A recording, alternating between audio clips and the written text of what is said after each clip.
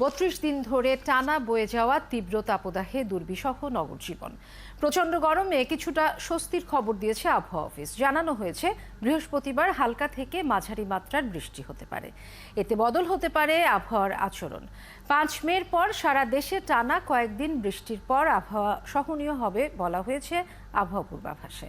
হাবিব রহমানের প্রতিবেদন। ৩৫ বছরের ইতিহাসে ৩০ এপ্রিল ছিল সর্বোচ্চ তাপদাহের দিন।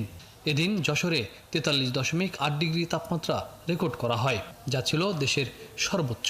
আর চুয়াডাঙ্গায় ছিল ৪৩.৭ ডিগ্রি।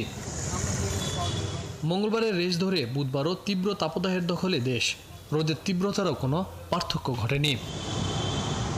টানা এক মাসের উত্তপ্ত আবহাওয়ার পর অবশেষে ২ মে বৃহস্পতিবার বৃষ্টির পূর্বাভাস দিচ্ছে আবহাওয়া অফিস।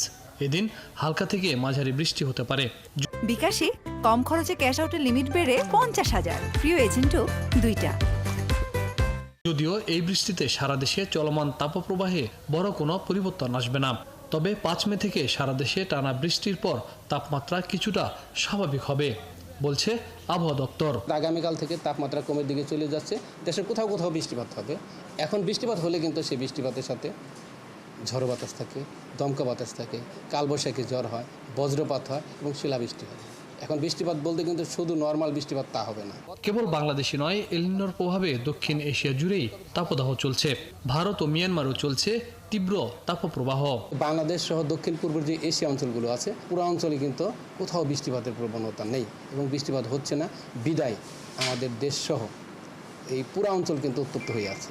বিশেষজ্ঞরা বলছেন, রাজধানীর তাপমাত্রা সহনীয় হতো যদি পরিবেশের সুরক্ষা নিশ্চিত করে উন্নয়ন করা হতো। মাটি ও বায়ু শীতল করার সবগুলো পথ বন্ধ করেই এই শহরে সব রকম উন্নয়ন কর্মকাণ্ড হয়েছে। সে কারণেই এমন নাভিশ্বাস পরিস্থিতি। পানি, জলাধার এবং বৃক্ষ এগুলোকে ডিঅ্যাক্টিভ করছি। আবার যা যা ওয়ার্মিং ফ্যাক্টর আছে এগুলো সবগুলোকে অ্যাক্টিভ করে দিয়ে হাঁসফাঁস অবস্থার ভিতরে এই সিঁড়ি ব্যবহার এর দিকে ঝুঁকে যাচ্ছি, যেটি সমস্যাটাকে আরও প্রগাঢ়তার দিকে নিয়ে যাবে, সমাধান হবে না। এপ্রিল মাসটি প্রায় বৃষ্টিহীন থাকায় পরিবেশ শুষ্ক হয়ে দেশ জুড়ে তাপের অনুভূতি বাড়িয়ে দিয়েছে বলছে সংশ্লিষ্টরা। হাবিব রহমান, ৭১, ঢাকা।